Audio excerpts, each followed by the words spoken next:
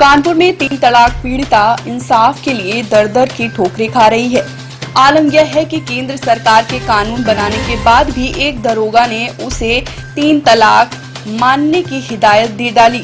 युवती का कहना है कि मुस्लिम दरोगा ने उससे कहा कि तुम्हारी वजह से ही हम लोगों पर उंगलियां उठ रही हैं। FIR लिखे हुए पुलिस सिर्फ टहला रही है और मेरे पास ठोस सबूत हैं कि मेरा हस्बैंड खुद कह रहा है कि उसने ये सब कुछ शरीयत के तहत घर वालों के मिल के किया है। पुलिस ने 50,000 रुपये दे दिए हैं। इतने ठोस सबूत होने के बाद जी मुझे ये नहीं समझ आता कि 9 महीने से मुझे टहलाया क्यों जा रहा है। क्यों नहीं वो चार्जशीट लगा देते सबके खिलाफ? और क्या चाहिए सबको? मैं CO सर के पास आई थी एप्लीकेशन लेके, तो उन्होंने मेरी बात कहा कि ठीक है हम देखते हैं, करवाते हैं। बस सिर्फ इतना सा निवेदन है कि 9 महीने से मैं नाच रही हूँ, मेरे पास ठोस सबूत है। मेरा पति खुद कह रहा है कि सब कुछ शरीयत के तहत किया है, घर वालों के साथ मिलके प्लानिंग के तहत किया है। तो ऐसी क्या वजह है जो पुलिस हमको 9 महीने से टहला रही है? क्या नाम है उनका और उन्होंने क्या कहा?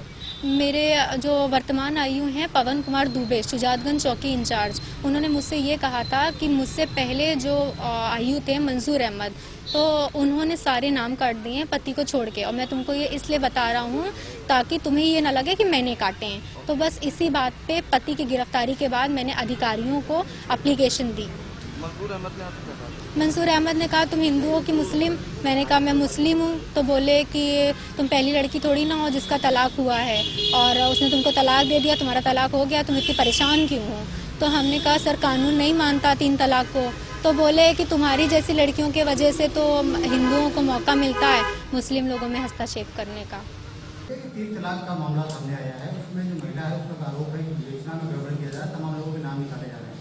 आपसे शिकायत की गई, किस तरीके की जांच की गई? थाना भावपुरवा में 326/19 एक FIR दर्ज हुई थी, जिसमें पीड़िता के द्वारा 7-8 लोगों को नामजद किया गया था। जैसे विवेचना स्टार्ट हुई उसके उपरांत बादिया के द्वारा, प्रार्थी के द्वारा उच्च अधिकारी को शिकायत करना शुरू कर दिया कि यहाँ पर मेरी जांच निष्पक्ष तरीके से नहीं हो रही है। उसमें शिकायत के आधार पर वो जांच अन्य थाने ट्रांसफ़र की गई। वहाँ पर जो कार्रवाई है जिससे मैं अभी तक अवगत हूँ, उसमें इसके पति को जेल भेज दिया गया है और अन्य व्यक्तियों के संबंध में पर्चे पेश में प्राप्त नहीं हुए हैं, वो जल्दी आ जाएंगे, उसके बाद अवगत करा दी जाएगा आपको।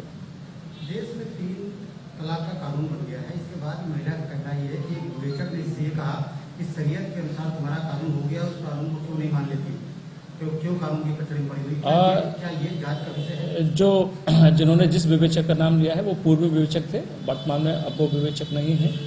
और जो विवेचना के दौरान FIR के दौरान जो धारा लगाई गई थी उसमें पीड़िता के पति को, पूर्व पति को, उन संबंधित FIR की धाराओं में ही जेल भेजा गया है। तो ये जांच का विषय है जो आरोप लगा रही है।